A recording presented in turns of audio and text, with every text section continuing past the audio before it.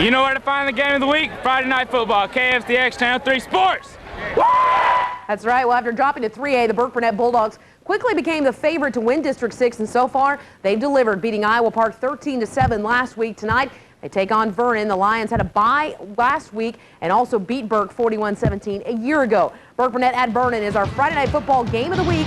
Tobin McDuff was in Vernon, and Tobin, both of these teams lean heavily on their running game. The question is, whose defense can come up with the big stops? You got it, Susan. Burke averages 301 yards a game on the ground. Vernon 253 yards a game on the ground. Burkburnett tonight having to go out without their leading rusher, though, because of an injury. Nate Brown sidelined tonight in his Letterman's jacket and in his uniform. So let's head out there to Burkburnett, and there we see Nate Brown on the sidelines tonight.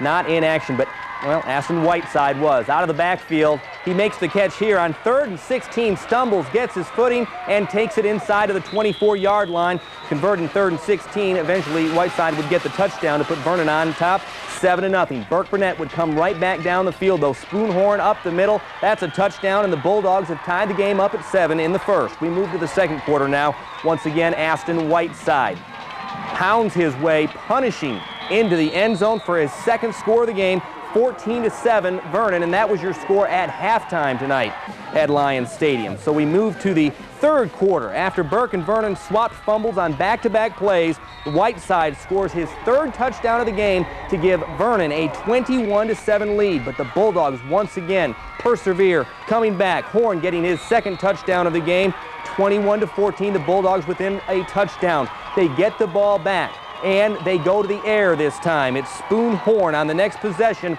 looking for Keaton Green.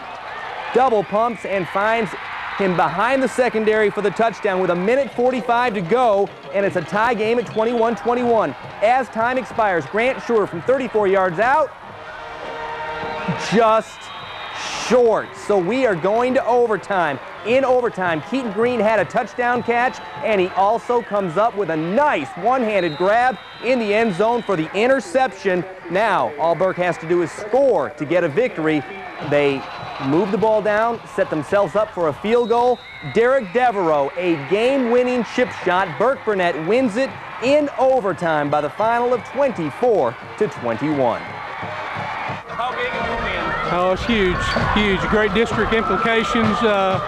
What a great ball game. Boy, if you weren't here, you missed one tonight. We talked about it last week. Special teams come through again. Huge. I mean, he's done a great job for you. He really has. He made 2 field goals to win the game for us last week, did it again this week.